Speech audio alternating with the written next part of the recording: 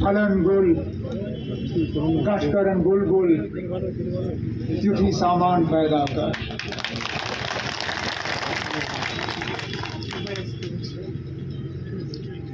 तो छुआ यथान नौ बहार उठुन छुआ यथान नौ बहार खतर पे नौ सामान तैयार करो। नौ सामान तैयार करने वक्त यह बोजन सतमी में यम सातन ये वोट त्रावन दो आसे मगर सो अपील कर एक अजीब सी आफत आई हम पे। जो था कि इसमें हम सबकी बेहतरी होगी। बिलखसूस यहाँ के नौजवानों को कहा गया था कि आपकी तरक्की में ये हल वाले रुकावट डालते हैं, आपके रोजगार में ये हल वाले रुकावट डालते हैं।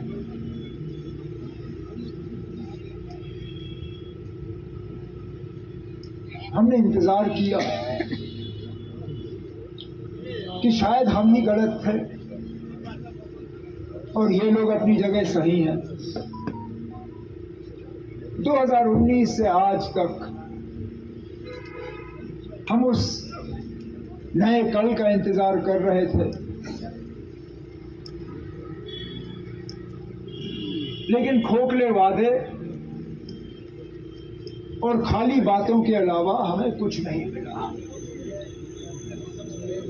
उल्टा जो हमारे पास था वो भी खतरे में पड़ा। अक्सर बेशतर हमारे मुखालिफ ये कहते रहे कि 370 ने हमें क्या दिया। चलिए मैं बाकी कुछ नहीं गिनूंगा, 370 ने कम से कम हमें ये दिया कि बाबा कौम शेर कश्मीर शेख मोहम्मद अब्दुल्ला ने यहाँ के लोगों को जमीन की मालिकाना हक दी।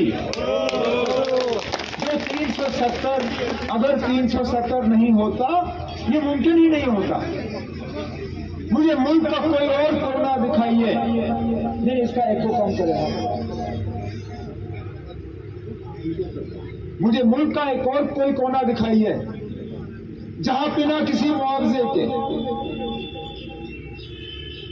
बिना एक डबल पैसा लिए हुए लोगों को जमीन का मालिकाना हक मिला। कहीं पर भी इस तरह का मिसाल नहीं। जिस तरह उस वक्त कर्जे माफ किए गए, सब इसका एको कम नहीं हो सकता।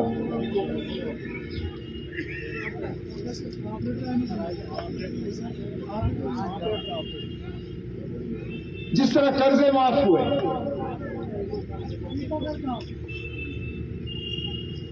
इसका भी आपको पूरे मुल्क में कहीं मिसाल नहीं मिलेगा। लेकिन उसके बावजूद भी ये लोग खुश नहीं। अब हमसे पूछा जाता है कि हमने इंडिया अलायंस में हिस्सा क्यों लिया। हमने इसलिए लिया क्योंकि हम इस पूरे मुल्क में, लेकिन बिलखसूस जम्मू कश्मीर में इन फिरकापरस्त ताकतों को दोबारा मौका नहीं देना चाहते थे। अब हम पे सवाल उठता है, और खासकर ये जो कलम दवात वाले हैं, ये कहते हैं कि मैंडेट के मामले में नेशनल कॉन्फ्रेंस ने खुदगर्जी की। कहते हैं कि हमने पीडीपी को सीट नहीं दी तो हमारी वो खुदगर्जी का सबूत है। चलिए 1 मिनट के लिए मानते हैं कि नेशनल कॉन्फ्रेंस ने सीट के मामलों में खुदगर्जी की। कांग्रेस के हमारे साथी यहां बैठे हुए हैं, क्या इन्होंने भी खुदगर्जी की? जनाब तारिक आमी साहब ने नेशनल कॉन्फ्रेंस के उम्मीदवार मियां अल्ताफ साहब को अपने पूरे सपोर्ट का ऐलान किया। क्या तारिक आमी साहब भी खुदगर्ज है? हकीकत यह है कि जिन लोगों ने इंडिया अलायंस का फायदा लेने की, जिन्होंने बार बार अपनी जमात के मुफाद को पीछे छोड़ा, जमात का फायदा नहीं देखा, हमने सिर्फ और सिर्फ जम्मू कश्मीर का फायदा देखा। हमने यहां से, हम नेशनल कॉन्फ्रेंस और कांग्रेस वाले बाहर से आपकी मदद करने के लिए तैयार हैं। हमने कुछ नहीं मांगा, बिना शर्त। हमने कोई मिनिस्ट्री नहीं मांगी, हमने कोई एमएलसी नहीं मांगा, हमने कोई राज्यसभा नहीं मांगा, हमने कोई चेयरमैनी नहीं मांगी। हमने कहा मुफ्ती साहब आप तमाम मिनिस्टर बनाइए, तमाम एमएलसी बनाइए, तमाम चेयरमैन बनाइए, हमें कुछ ना दें, लेकिन खुदारा इन बीजेपी वालों को यहां अंदर आने का मौका मत दीजिए। उस वक्त हमें ताने दिए, उस वक्त इन्हीं पीडीपी वालों ने क्या कहा नेशनल वालों आपको इख्तिदार का भूख है, आपको लालच है, अब बैठो 6 साल ऑपोजिशन में और करो वहां आराम, हमें हुकूमत करने दो। हम बैठे, हमने कहा ठीक है ना, नहीं करेंगे, बैठे हम खामोश। चलिए 15 निकल गया। जब 16 मुफ्ती साहब गुजर गए और महबूबा जी ने हुकूमत बनाने में थोड़ी देरी की, उस वक्त क्या खबर नहीं चली कि उनकी जमात टूट रही है? उस वक्त जगह जगह से खबर आ रही थी कि फलाना जा रहा है, ये जा रहा है, बीजेपी वाले जो है वो पीडीपी को तोड़ने पे लगे हुए हैं। उस वक्त हम हैं नेशनल कॉन्फ्रेंस वाले जो गवर्नर वोहरा साहब के पास गए, हमने कहा जनाब ये मत होने दीजिए। नेशनल कॉन्फ्रेंस ने खमियाजा भुगता है ये डिफेक्शनों का, हम भूले नहीं है 84 में नेशनल कॉन्फ्रेंस के साथ क्या हुआ। हम तैयार नहीं है इस तरह की चीज देखने के लिए। दे दीजिए इनको वक्त, जितना वक्त महबूबा जी को चाहिए दीजिए, इनको करने दीजिए अपना फैसला, लेकिन जमातों को जोड़ने की इजाजत मत दीजिए। हमें अगर इख्तिदार की भूख होती, हम अगर खुदगर्ज होते, हम क्या बचाते उस वक्त पीडीपी को। 2016 जब यहां हालात खराब हुए, हम गए दिल्ली, मैं राष्ट्रपति भवन गया, मैं वजीर आजम से मिला, मैं होम मिनिस्टर से मिला। मैंने उस वक्त ये नहीं कहा कि महबूबा मुफ्ती की हुकूमत गिराओ, मैंने ये कहा कि बस हालात ठीक करो, यहाँ जो कत्ल गारत का सिलसिला चल रहा है इसको रोको। हमें अगर अपनी नैया चलानी होती, हम उस वक्त सिर्फ एक बात कहते कि इनको हटाओ और हमें लाओ, नहीं किया। 18 में जब इन्हीं पीडीपी वालों ने अल्ताफ बुखारी को हमारे पास भेजा, कहा कि हम इसको वजीर आला बनाएंगे, नेशनल कॉन्फ्रेंस ने उस वक्त कहा ठीक है। हमने चिट्ठी दी और गवर्नर साहब के पास भेजा कि हमारे तमाम एमएलए जो है वो अल्ताफ बुखारी साहब को चीफ मिनिस्टर बनाने के लिए तैयार है। ये क्या खुदगर्जी का सबूत है? अरे खुदगर्जी का सबूत तो इन पीडीपी वालों ने अब दिखाया, जबकि जो ताकत फिरका परस्ती के खिलाफ एक साथ हो गए हैं, उन्हीं को हराने के लिए ये लोग मैदान में उतरे हुए हैं। इसी बीजेपी की मदद करने के लिए ये लोग आज मैदान में उतरे हुए हैं। ये हमसे क्या जवाब लेंगे?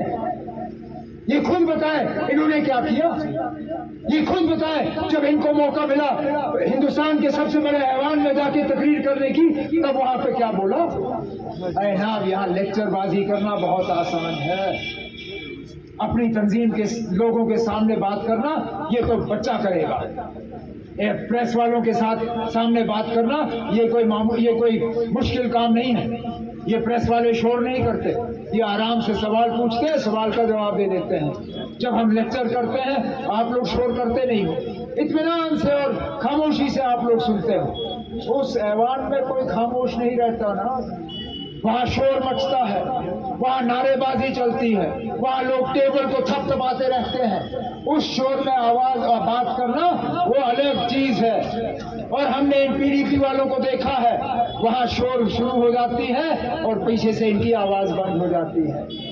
आपने वो नुमाइंदा यहाँ से भेजा एक बार, जिसको वहाँ पे बात करनी थी 2008 में, जिसको 2008 में मौका मिला था बात करने की जम्मू कश्मीर के बारे में, जब यहाँ लैंड राउट चल रहा था, जब यहाँ जमीन के मामले पे शोर चल रहा था, जब यहाँ हालात खराब थे।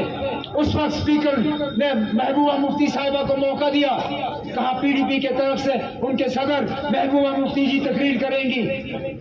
जब स्पीकर साहब ने बुलाया, खड़ी हुई, हंसना शुरू कर गई और फिर क्या बोला, मैं क्या बोलूं यार, मैं क्या बोलूं यार कह के बैठ गई।